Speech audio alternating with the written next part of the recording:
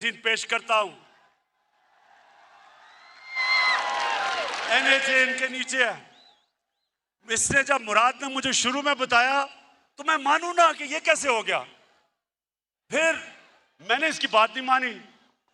फिर मुझे एक दोस्त मिलने आया। वो कहता मेरा एक बिल्डिंग प्रोजेक्ट है।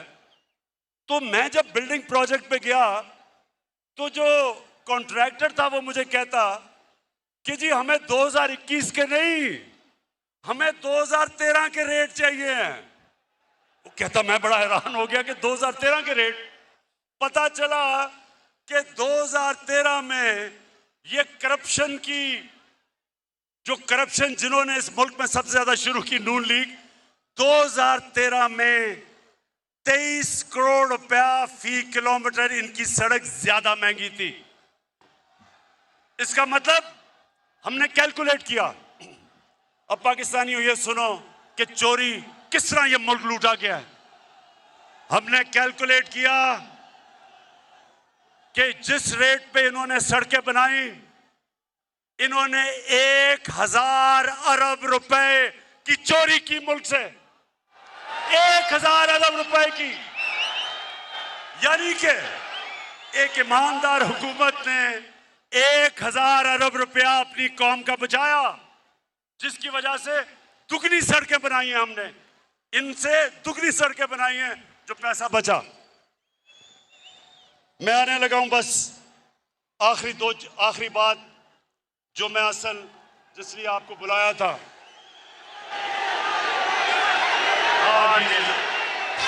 सबके लबों पे है तराना इंसाफ का,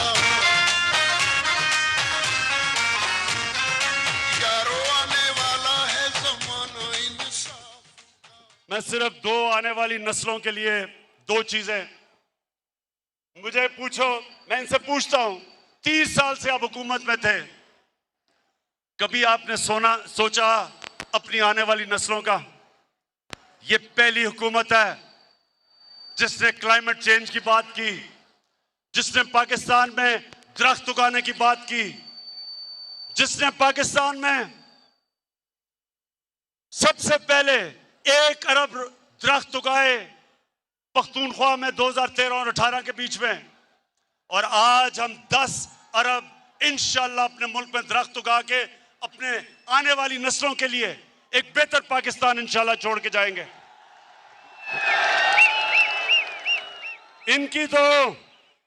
इनको फुर्सत कैसे मिले? इनको तो सारी छुट्टियां, बच्चे सब कुछ लंदन में बैठे हैं। इनको तो पाकिस्तान की क्यों फिक्र हो? ये तो नस्लों के लिए लंदन के लिए तैयारी करवा रहे हैं, घर महलात खरीद रहे हैं। पाकिस्तानियों, जो दूसरी चीज मैं आज आपके सामने, सबके सामने जो कहना चाहता हूं कि आपको अंदाजा नहीं कि हमारा मुल्क में अल्लाह ने किस किस्म की खूबसूरती और किस किस्म की नेमतें बख्शी हैं। यहां गिलगित बल्तिस्तान के चीफ मिनिस्टर बैठे हैं, खालिद। मैं इसके साथ मिलके मैं आज आप सबके सामने दावा करता हूं कि हमने इंशाल्लाह पाकिस्तान को दुनिया का टूरिज्म सेंटर बनाना है। स्कर्दू को हमने इंटरनेशनल एयरपोर्ट बनाया। अब दुनिया से डायरेक्टली स्कर्दू टूरिस्ट आया करेंगे। स्कर्दू को इंशाल्लाह उसके इर्द गिर्द जो इलाके हैं, मैंने ऑस्ट्रियन से बात की है, ऑस्ट्रिया में सबसे ज्यादा स्कीइंग होती है। स्कर्दू को इंशाल्लाह पाकिस्तान का स्कीइंग कैपिटल बनाएंगे।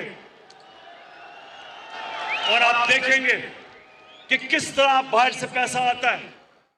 हमारे मुल्क में जिस तरह की खूबसूरती है, किसी ने सोचा ही नहीं टूरिज्म को डेवलप करने का। मैं आपको साबित करता हूं कि अगर ये, मुझे अफसोस है कि कोरोना की वजह से हम आगे नहीं बढ़ सके, क्योंकि सारी दुनिया में टूरिज्म खत्म हो गई, लेकिन इंशाल्लाह जैसे कोरोना खत्म हुई, मैं अब आपको इस मुल्क में टूरिज्म उठा के दिखाऊंगा, मुल्क में पैसा ला के दिखाऊंगा और सबसे ज्यादा अपने नौजवानों के लिए रोजगार पैदा करूंगा।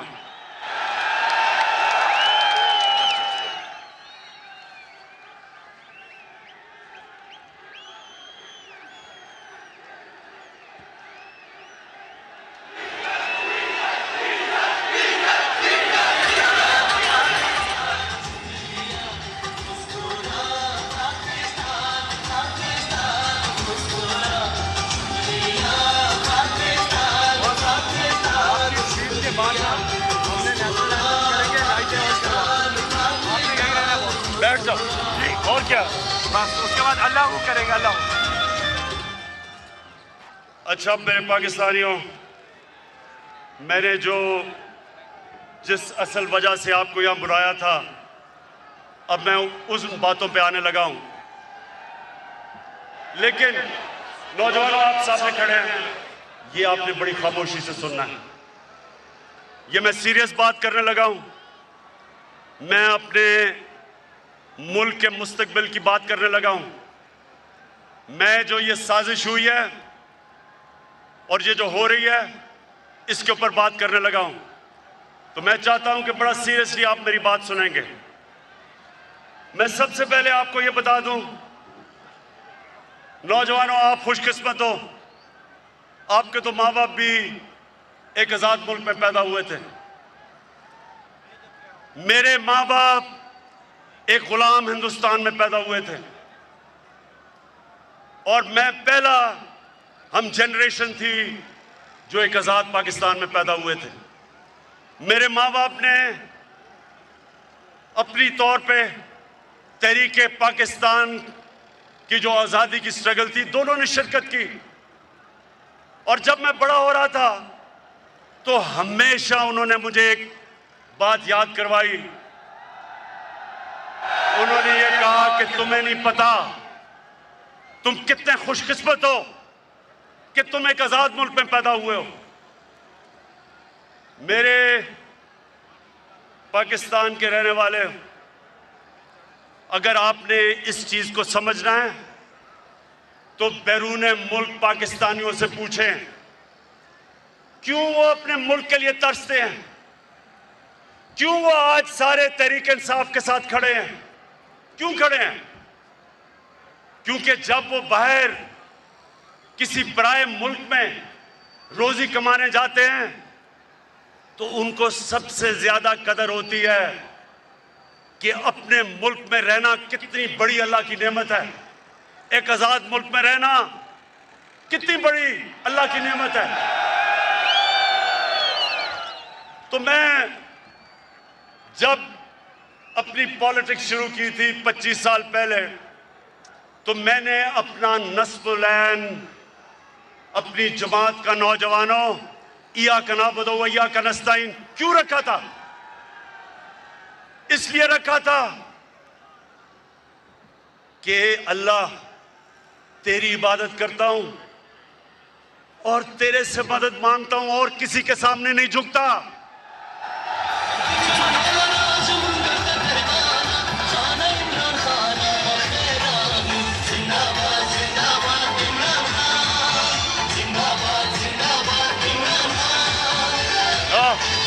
ओए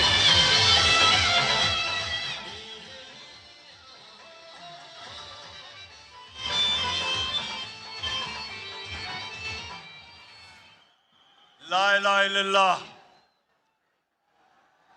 पाकिस्तान जब बन रहा था तो नारा था कि पाकिस्तान का मतलब क्या? ये क्यों नारा था? ये नारा एक गैरतमंद कौम का था कि अल्लाह तेरे सिवा कोई खुदा नहीं, ला इलाहा इल्लल्लाह इंसान को गैरत देता है। मेरे पाकिस्तानियों, ये याद रखना कि सारी दुनिया उस इंसान की इज्जत करती है जो अपनी इज्जत करता है। बेगैरत आदमी की कोई इज्जत नहीं करता। अरबों रुपए कमा लो, अरबोपति हो जाओ, जब तक अरबों रुपए, अरबोपति, लेकिन जो इंसान के सामने झुकता है कोई इंसान उसकी इज्जत नहीं करता। तो मेरे पाकिस्तानियों, क्योंकि मैं आज आपके दिल की बातें कर रहा हूं, मुझे पॉलिटिक्स में आने की कई वजूहात थी। एक के मुझे पता था, मैंने सारी दुनिया में देखा कि जो अल्लाह ने हमें हुक्म दिया था कुरान में कि नबी की सुन्नत पे चलो, तो नबी की सुन्नत पे तो वो गैर चल रहे हैं, मगरबी लोग चल रहे हैं, वो आगे निकल गए हैं। और मुसलमानों का हाल देखो, इकबाल ने शिकवा और जवाब शिकवा क्या लिखा था कि हम एक वक्त उरूज पे थे, शिकवा किया कि अल्लाह हम जमीन पे कैसे आ गए। फिर जवाब शिकवा में बताया कि जब आप उरूज पे थे तो आप मोहम्मद सल्लल्लाहु अलैहि वसल्लम की सुन्नत पे चलते थे। अब आप वो अहकामात से बहुत दूर चले गए हैं, अब पैसे की पूजा करते हैं, आप सुपर पावर्स के सामने सजदे करते हैं, आप फॉरेन एड लेके और अपने मुल्क में बमबारी करवाते हैं, ड्रोन अटैक्स करवाते हैं। कैसे अल्लाह की बरकत उन लोगों के ऊपर आए? अल्लाह ने तो बड़ा वाज़ेह कह दिया है कि अगर तुमने एक अजीम कौम बने हैं तो मेरे हबीब के रास्ते पे चलो, जो कि रियासत मदीना था। तो पाकिस्तानियों, मैं उन दिनों में क्रिकेट खेलता था और मैंने जब क्रिकेट शुरू की तो जो हमारे खिलाड़ी होते थे उनको बड़ा एहसास कमतरी थी अंग्रेजों की। तो हम जब मैच में जाते थे पहले से ही हमारी टीम हारी हुई होती थी कि जी हम अंग्रेज को तो हरा ही नहीं सकते, पहले से हार माने हुए होते थे। और जब हमने जीतना शुरू किया, हमारी टीमें इतनी कमजोर नहीं थी, इतनी ताकतवर नहीं थी। टीमें हमारी 70 की दहाई में ज्यादा ताकतवर थी, लेकिन 80 की दहाई में पाकिस्तान ने सारी दुनिया में जाके जीता, क्योंकि हमारे अंदर इत्मीनान आ गया, हमारे अंदर जो एहसास से कमतरी थी अंग्रेजों की वो खत्म हो गई। हम जब कदम रखते थे ग्राउंड पे तो हम ये समझते थे कि कोई हमें हरा नहीं सकता। इस इत्मीनान की वजह से हम ऊपर आए। तो मैंने जब अपने मुल्क को देखा, हमारे मुल्क में, मुझे कभी नहीं भूलता, शायद आपको बड़ेों को याद हो, एक रमजी यूसुफ एक आदमी था, अमेरिकनों ने कहा हमें दो, 90 की दिहाई में हमने कोई कानून के मुताबिक चले बगैर हमने उसको अमेरिका के हवाले कर दिया। अब ये सुने हुआ क्या मेरे पाकिस्तानियों, ये सुने क्या हुआ। अदालत में वो जाता है, रमजी यूसुफ, उसका वकील जज के सामने क्या कहता है ये जरा सुनो। जज के सामने कहता, जज ने कहा कि इसको सजा होनी चाहिए, इसको तो पाकिस्तान की हुकूमत ने भेज दिया हमारे पास, पाकिस्तान की हुकूमत समझती है कि इसको सजा होनी चाहिए।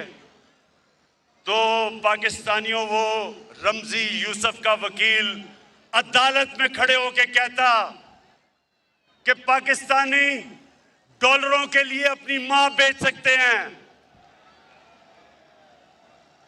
मुझे ये कभी नहीं भूलता, मुझे शर्म ये आई कि मेरी कौम गैरतमंद है, लेकिन जो इसके लीडर हैं वो बेगैरत है। जो मुल्क के लीडर, सरबरा अपने लोगों के साथ नहीं खड़ा हो सकता, उनके हुकूक की हिफाजत नहीं कर सकता, सुपर पावर से एड की लालच में घुटने टेक देता है, याद रखें वो मुल्क कभी तरक्की नहीं कर सकता। खुददार कौमें ऊपर जाती हैं, भीख मांगने वाली और कर्जे मांगने वाली कभी कौमें तरक्की नहीं करती। तो मैं जब पाकिस्तान में मैंने सियासत शुरू की, मैंने तब एक बात कही थी कि क्योंकि मेरे दिल में ला इलाहा इल्लल्लाह है, मैं कभी किसी के सामने नहीं झुका और मैं कभी अपनी कौम को किसी के सामने नहीं झुकने दूंगा।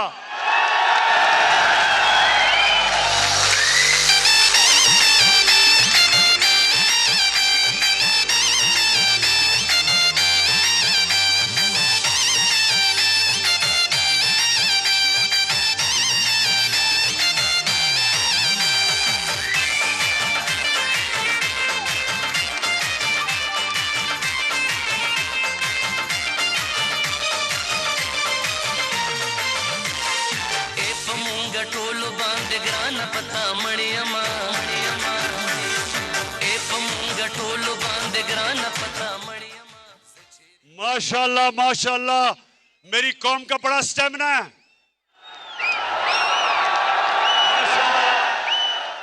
अच्छा, अब ये जो मैं आपके सामने बात करने लगा हूं, ये मैं आपको बता दूं कि मैं बड़ी कम तकरीर लिखता हूं, लेकिन क्योंकि ये बात एक ऐसी है कि मैं ये नहीं चाहता कि मैं जज्बात में आके कोई ऐसी बात कर दूं कि हमारे मुल्क को हमारी फॉरेन पॉलिसी इफेक्ट उससे हो जाए।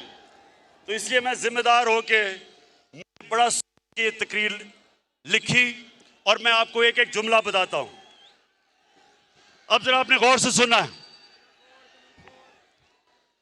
हमारे मुल्क को हमारे पुराने लीडर्स की करतूतों के हाथों धमकियां मिलती रही। सुनते रहे, हमारे मुल्क को हमारे पुराने लीडर्स की करतूतों की वजह से धमकियां मिलती रही। ये सुने अगला, हमारे मुल्क में मुल्क के अंदर मौजूद लोगों की मदद से हुकूमतें तब्दील की जाती रही। समझ गए? अपने लोगों की मदद से हुकूमतों को तब्दील किया। भुट्टो, जुल्फिकार अली भुट्टो, उसने जब मुल्क को आजाद फॉरेन पॉलिसी देने की कोशिश की, जुल्फिकार अली भुट्टो, मेरे उससे बहुत इख्तिलाफात होंगे लेकिन मुझे उसकी खुददारी हमेशा पसंद थी। तो उसने मुल्क को जब आजाद फॉरेन पॉलिसी देने की कोशिश की तो फजलुर रहमान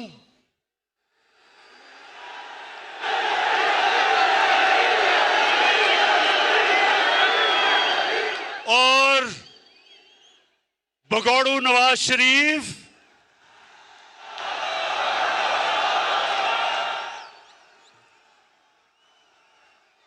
इनकी सुनते रहें, सुने सुने सुने सुने, अभी मैं अभी आता हूं कि इन दोनों की उस वक्त की पार्टियों ने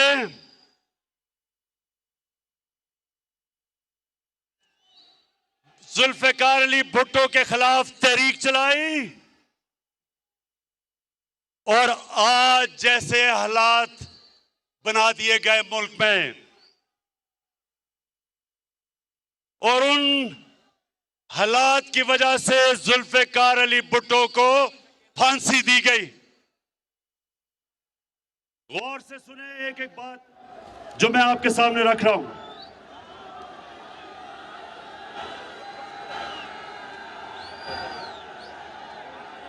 आज क्या हुआ है? आज आ रही आवाज?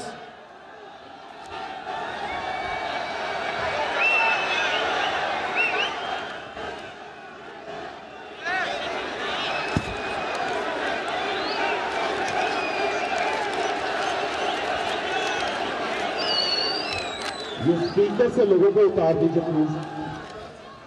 खान साहब की स्पीच सुन लीजिए। देखिए, ये सबसे अहम चीज मैं कह रहा हूं तो स्पीकर से उतरें क्योंकि लोगों ने सुनना है।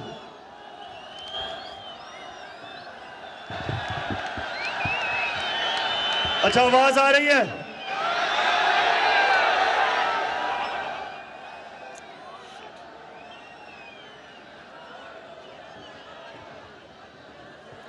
जल्दी इसको ठीक करें।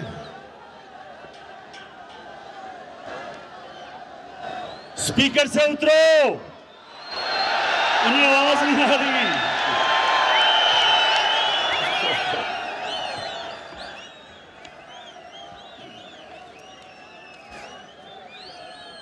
अच्छा सुने,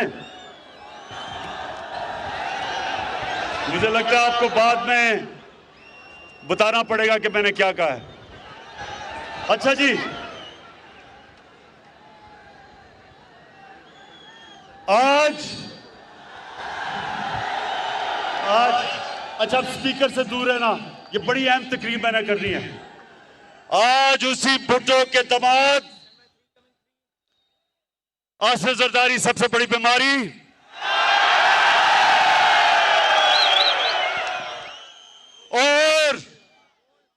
और उसका नवासा कम पे टांग रही हैं।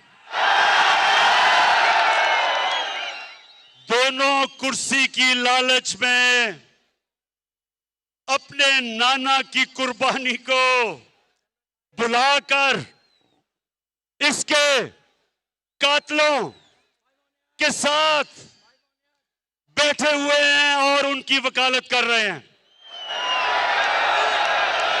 यानी शर्म नहीं आती कि सियासत तो करनी है नाना के ऊपर, और जिन लोगों ने उसको फांसी दिलवाई थी अपनी कुर्सी की खातिर उनके साथ घुसे हुए हैं दोनों अंदर।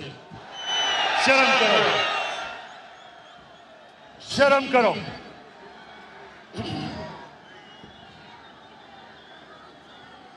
अच्छा, आज फिर मुल्क को उन्हीं हालात के सामने रख दिया गया है। अब ये सुने, हमारे मुल्क की जो पॉलिसी है, फॉरेन पॉलिसी, उसको मड़ोड़ने की कोशिश बाहर से की जा रही है। बाहर से हमारे मुल्क की फॉरेन पॉलिसी को मुतासिर किया जा रहा है। इस साजिश का, अब सुने, ये शाह महमूद,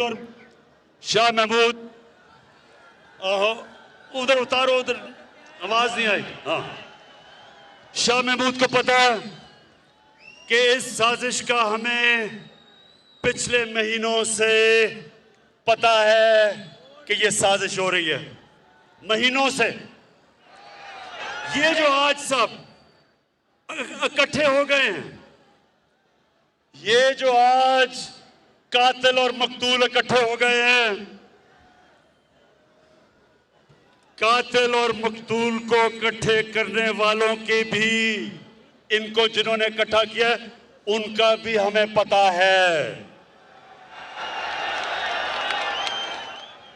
लेकिन आज वो जुल्फिकार अली भुट्टो वाला टाइम नहीं, वक्त बदल चुका है। लीडर हमारा खान है, इंसाफ की पहचान है, नया चाहता पाकिस्तान है, बखेरा लीजिए इमरान है सबकी जान, लीडर हमारा खान है। अब सुने, वक्त कैसे बदल गया है। पाकिस्तानियों, एक अंग्रेजी में सेइंग है कि you only cross the river once, मतलब कि जब आप दरिया पार कर रहे होते हो तो वो दरिया नहीं रहता, वो पानी निकल जाता है, वक्त निकल जाता है। ये नया टाइम आ चुका है और ये है सोशल मीडिया का जमाना। कोई चीज नहीं छुपती। तो पाकिस्तानी कौम बेदार है। हम किसी की गुलामी कबूल नहीं करेंगे।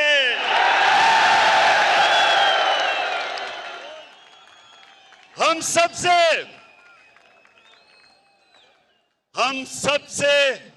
दोस्ती करेंगे, गुलामी नहीं करेंगे।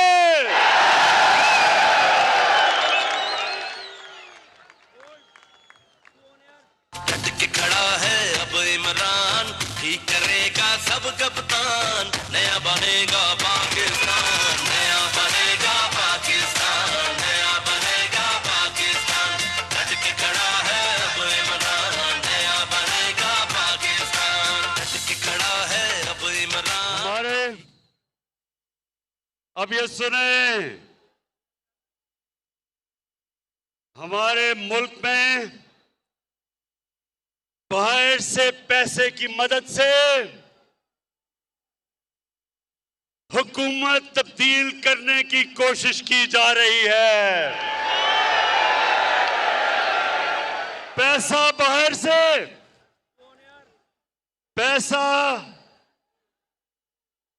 पैसा बाहर से है, लोग हमारे इस्तेमाल हो रहे हैं, ज्यादातर अनजाने में, लेकिन कुछ जानबूझ के ये पैसा इस्तेमाल कर रहे हैं हमारे खिलाफ। और वो मैं अभी आगे बताता हूं। पाकिस्तानी कौम ने, नौजवानों, पाकिस्तानी कौम ने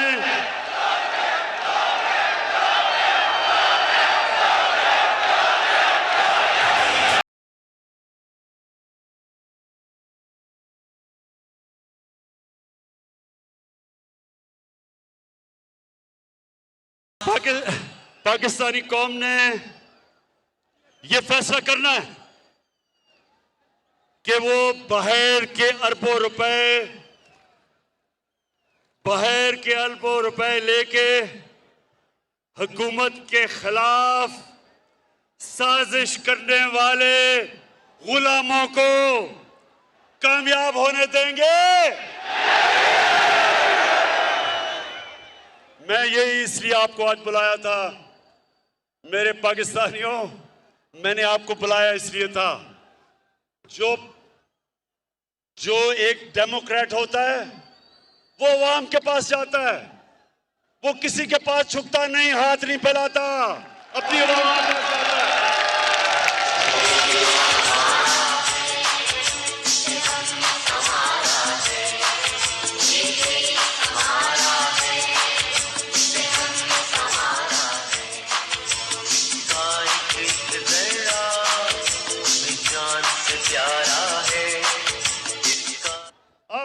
अब हेलो, आ रही आवाज? फिर कुछ सबसे इंपॉर्टेंट बात करने लगा हूं, आवाज आनी चाहिए। हेलो, हाँ, शाबाश। और उसको स्पीकर को सही रखें क्योंकि आवाज नहीं आती। अच्छा जी, हमें पता है कि किन किन जगहों से बाहर से हम पे दबाव डालने की कोशिश की जा रही है, हमें पता है। लेकिन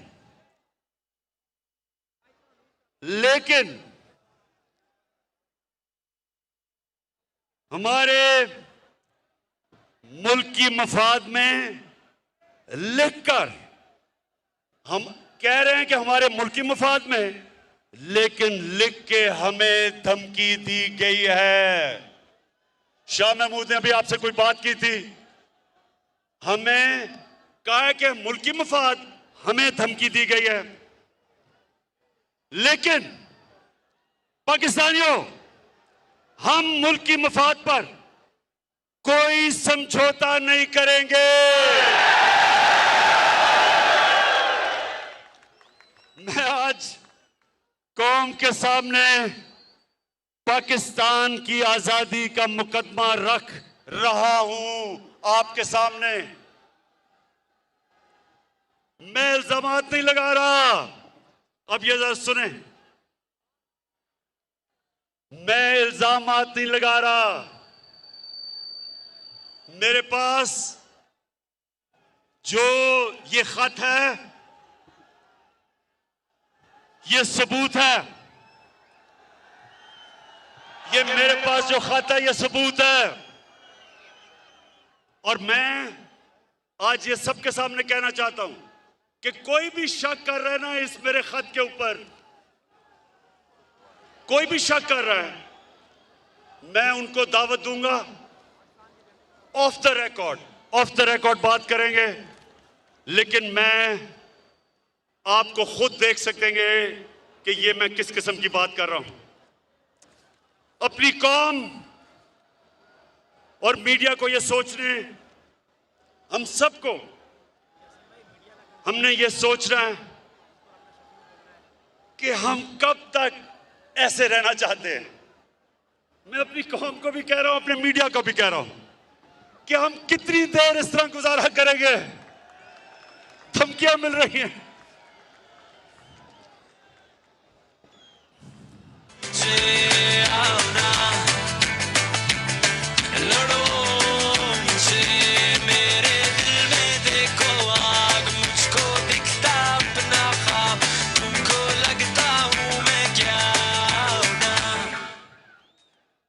मैं फिर से कह रहा हूं, आज सबके सामने आज दिल खोल के बात कर रहा हूं।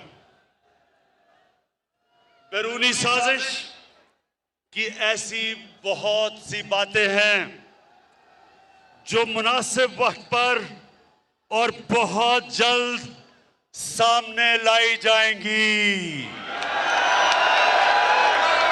तैयार है ना सब? कौम, मेरी कौम ये जानना चाहती है कि लंदन में बैठा हुआ किस किस से मिलता है।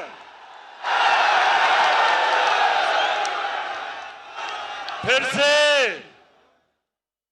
ये जो गोल मोल गोंगलू किस किस से मिलता है लंदन में बैठा हुआ। और पाकिस्तान में बैठे हुए किरदार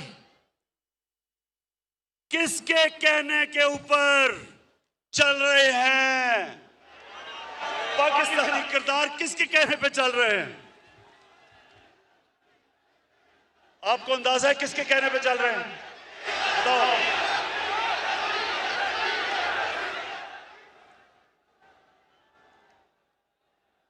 हमारे पास जो सबूत है,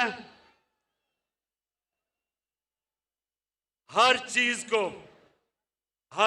को मैं जाहिर कर रहा हूं। जो हमारे पास सबूत है, मैं ये इसलिए आपके सामने बातें कर रहा हूं। इससे ज्यादा मैं तफसील में इसलिए बात नहीं कर रहा क्योंकि मेरी सबसे बड़ी कोशिश होती है कि मेरे मुल्क के मफादात की हिफाजत की जाए। मैं कोई ऐसी बात ना कर दूं कि मेरे मुल्क को नुकसान पहुंचे।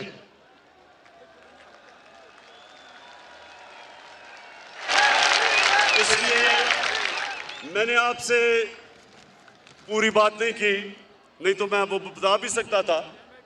मुझे किसका डर है? मैं तो एक पाकिस्तानी हूं, आपके सामने वो इंसान हूं जिसको मेरा अल्लाह सब कुछ दे चुका है। मुझे तो कोई इंसान कुछ नहीं दे सकता। मैं तो जब सियासत में आया था, अल्लाह ने तभी मुझे सब कुछ दे दिया था। मुझे तो किसी चीज की जरूरत नहीं है। अपने घर में रहता हूं, अपने घर के पैसे देता हूं, खर्चा बर्दाश्त करता हूं। कोई मेरा कैंप ऑफिस नहीं है। मेरा चैलेंज है कि पाकिस्तान की तारीख में किसी वजीर आजम ने अपनी कौम का पैसा इतना कम खर्च नहीं किया जो मैंने किया है। खड़ा है अब इमरान, ठीक करेगा सब कप्तान। नया बनेगा पाकिस्तान, नया बनेगा पाकिस्तान, नया बनेगा पाकिस्तान। डट के खड़ा है अब इमरान, नया बनेगा। मेरे पाकिस्तानियों एक चीज याद रखना, आप एक अजीम कौम है। अगर हम उस अजमत पे नहीं पहुंच सके, बहुत बड़ी वजह उसकी ये चोर हुक्मरान जिन्होंने 30 साल से इस मुल्क को लूटा है। 90 की दिहाई की मैं बात कर रहा हूं। मैं 70 की दिहाई में और 80 की दिहाई में हिंदुस्तान जब क्रिकेट खेलता था और क्रिकेट खेल के जब पाकिस्तान आता था तो लगता था एक गरीब मुल्क से एक खुशहाल और अमीर मुल्क में आ गया हूं। 90 की दहाई में जब ये 2 करप्ट खानदान इस मुल्क के ऊपर हावी हुए हैं, हर चीज में हम पीछे रह गए। सारे बर्रे सगीर में हिंदुस्तान आगे निकल गया। 90 तक हम हिंदुस्तान से आगे थे, ह्यूमन डेवलपमेंट में आगे थे। यहां खुशहाली ज्यादा थी, गुर्बत कम थी। बांग्लादेश से हम इतना आगे थे कि कोई तस्वर भी नहीं कर सकता था कि बांग्लादेश भी एक दिन हमारे से आगे निकल जाएगा। इन दो चोरों ने जब से मुल्क का खून चूस के मुल्क का पैसा बाहर ले जाना शुरू किया, हम पीछे रह गए। और मैं 25 साल से इनका मुकाबला कर रहा हूं, 14 साल अकेला इनका मुकाबला किया है। लोग तो बाद में मेरे पास आए हैं, और मैं कभी भी कोई भी जाती मुफादात के लिए इतनी देर जंग नहीं लड़ता। और उस आदमी को जिसको अल्लाह सब कुछ दे चुका था, जितनी देर मैं वजीर आजम बनाऊं, इससे कम अरसे में जब नवाज शरीफ वजीर आजम बना था 18 फैक्ट्रियां बना चुका था। सरकारी बैंकों से पैसा लिया, फैक्ट्रियां बताई, सरकारी बैंक से कर्जे माफ करवाए। इसको बिजनेस नहीं कहते, इसको डाका कहते मुल्क के ऊपर। वही जरदारी, उसके पास क्या था, आज शुगर मिल्स, अरबों अरबोपति है, मुल्क मकरूज करके अरबोपति। तो मेरा इनसे कोई जाती लड़ाई नहीं है। मैं वो पाकिस्तानी हूं, जब मैं 18 साल की उम्र में क्रिकेट खेलनी शुरू की पाकिस्तान के लिए, तो हम वो कमजोर टीम समझे जाते थे, हमारा कोई हैसियत नहीं था दुनिया में। और मुझे ये फख्र है कि मैं वो कप्तान बना जिसने पाकिस्तान को हर दुनिया के मुल्क में जिताया और वर्ल्ड कप जिताया। और मुझे फख्र था कि हमने अपनी मुल्क को ऊपर लाके देखा। जो हमारे पाकिस्तानी थे उनको फख्र होता था टीम के ऊपर। हिंदुस्तान के साथ, पाकिस्तानियों ये सुनो जरा, नौजवानों ये सुनो, 24 मैच में मैं वनडे क्रिकेट में मैं कैप्टन था हिंदुस्तान के साथ। 24 मैच 19 जीता था, और वाहिद कैप्टन हूं जो हिंदुस्तान में जाके उनके एम्पायरों के बावजूद वहां से जीत के आया। कहने की ये बात है कि मुझे फख्र होता था कि मैं मुल्क का सर ऊपर करता हूं, मैं अपने मुल्क को लीड करता था। जब हमारी टीम जीतती थी सारे मुल्क में लोगों को फख्र होता था। तो मुझे इसलिए तकलीफ थी कि इस तरह के लोग मुल्क के ऊपर आए, मुल्क को लूटा।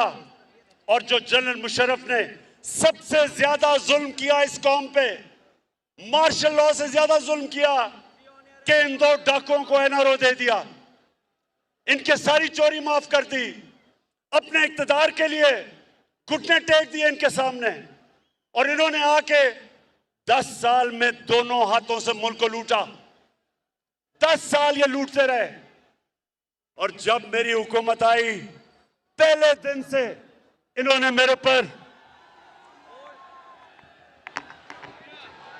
हाँ, पहले दिन से मुझे ब्लैकमेल करना शुरू किया कि इमरान खान, अगर तुमने हुकूमत चलानी है तो हमारी चोरी और डाके माफ करने पड़ेंगे, एनआरओ देना पड़ेगा। इनका जुल्म है अपने ही सहना, सोच लिया है चुप नहीं रहना। इनका जुल्म है अपने ही सहना, सोच लिया है चुप नहीं रहना। सच का कफन है सर पर पहना। अच्छा सुनो, अब सारी कौम, मेरी सारी कौम देखेगी जब वोटिंग होगी, जब पाकिस्तान की पार्लियामेंट में वोटिंग होगी, मेरी कौम सब देखेगी। एक एक आदमी को आप देखना, जो वह वोट डालने जा रहेगा हमारी तरफ से। मैं आज उनको एक पैगाम देना चाहता हूं कि ये ना करना, ये आप ना करना। इस कौम ने कभी आपको माफ नहीं करना। आप जितना मर्जी कहें,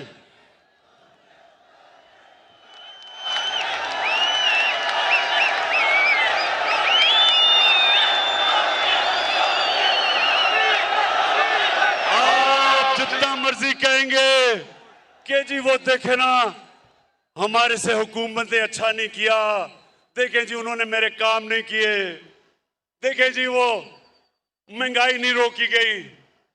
आपके पास जो रास्ता था वो एक ही है, जमहूरियत में एक रास्ता है, रिजाइन करो। अगर आपको हुकूमत नहीं पसंद आ रही तो रिजाइन करो, लेकिन 25 करोड़ रुपए सामने रख के और कहना कि जी तब आपका ज़मीर जाग जाए, वो कौम नहीं मानने लगी, कौम आपको माफ नहीं करेगी, ये कौम आपको माफ नहीं करेगी।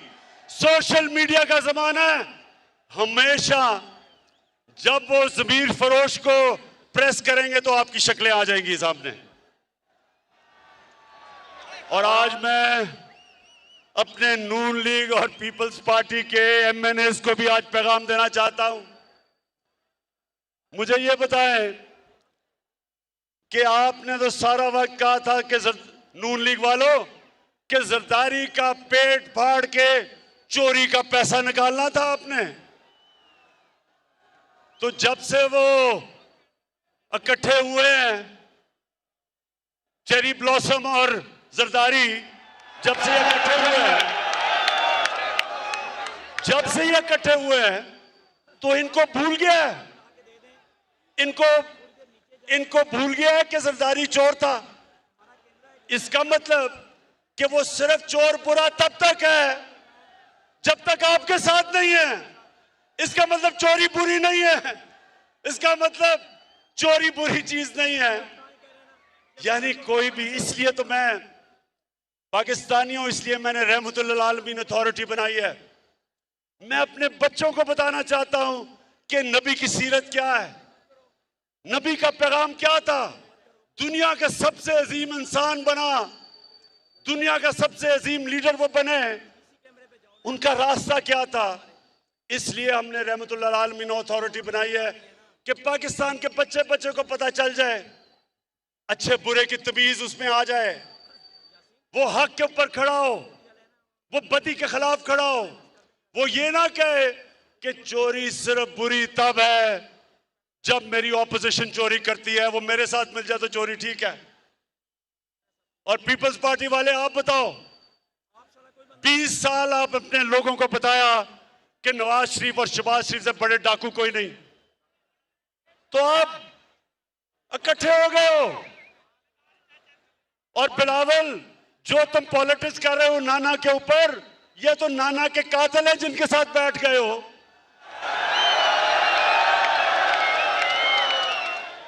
तो इंशाल्लाह मुझे उम्मीद है कि हमारे लोग वापस नहीं आएंगे, सिर्फ नून लीग के और पीपल्स पार्टी के एमएनए, जिनको पता है कि ये कितनी बड़ी साजिश हो रही है मुल्क के खिलाफ, उनके भी ज़मीर जाग जाएंगे।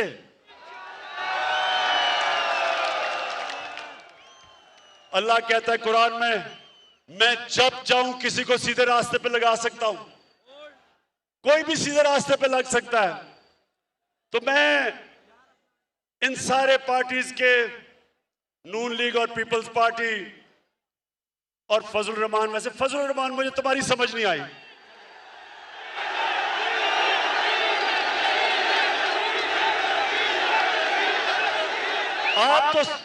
आपकी तो पॉलिटिक्स ही दीन के ऊपर है, आपकी पॉलिटिक्स दीन के ऊपर है। और कौन, अल्लाह किसको, अल्लाह वो किसको सादत बख्शता है कि यूनाइटेड नेशंस में जाके अपने नबी सल्लल्लाहु अलैहि वसल्लम के साथ खड़ा हो और उसकी शान में जो गुस्ताखी होती है, किसको अल्लाह वो इतना बड़ा इनाम बख्शता है कि वो जाके यूनाइटेड नेशंस में इस्लामोफोबिया के खिलाफ रेजोल्यूशन पास करवाता है और 15 मार्च को इस्लामोफोबिया का दिन बनाया जाता है। फजल रहमान, आपको तो अल्लाह ने नहीं ये इज्जत बख्शी, और उसकी वजह है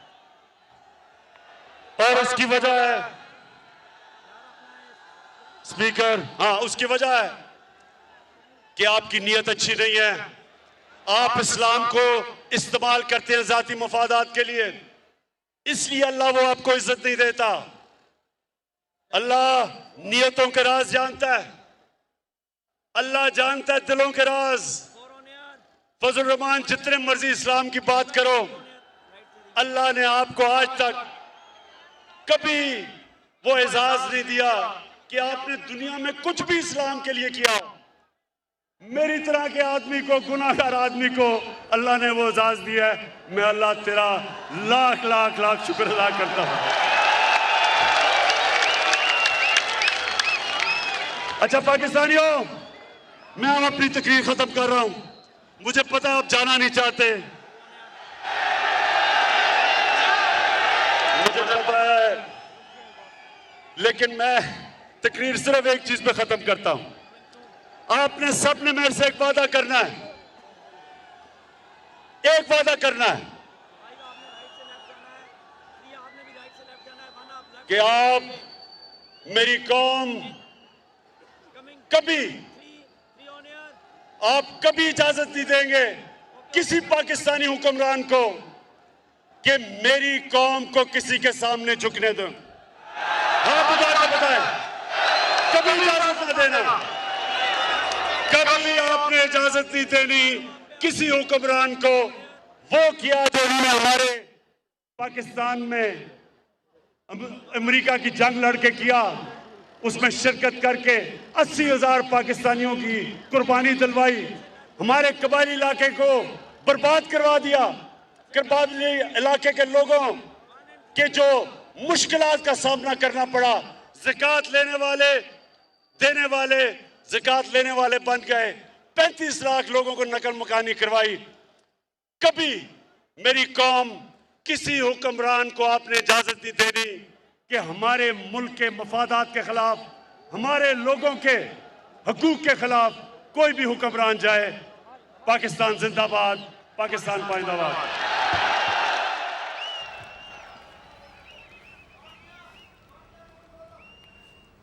वज़ीर आज़म इमरान खान का धुआंधार खिताब, परेड ग्राउंड जलसे में खिताब, जिसमें उनका कहना था कि जो हमारी फॉरेन पॉलिसी है उसको मुतासिर करने की कोशिश की जा रही है। हमें महीनों से पता है कि साजिश हो रही है, कातिल और मकतूल इकट्ठे हो गए हैं। उन्होंने कहा कि आज जुल्फ़िकार अली भुट्टो वाला टाइम नहीं, वक्त बदल चुका है। उन्होंने कहा कि पाकिस्तानियों अब ये वक्त है उठ खड़े होने का। उन्होंने कहा कि इसी सोशल मीडिया का ज़माना है, किसी की गुलामी कबूल नहीं करेंगे, दोस्ती करेंगे लेकिन गुलामी नहीं करेंगे। उनका कहना है कि बाहर के पैसे की मदद से हुकूमत तब्दील करने की कोशिश की जा रही है, ज़्यादातर अनजाने में, कुछ जानबूझकर हमारे खिलाफ हैं। उन्हें पता है कि हमें पता है कि किन किन जगहों से हम पर दबाव डालने की कोशिश की जा रही है। हमें लिखकर धमकी दी गई है, हम मुल्की मुफाद पर कोई समझौता नहीं करेंगे। मैं इल्ज़ाम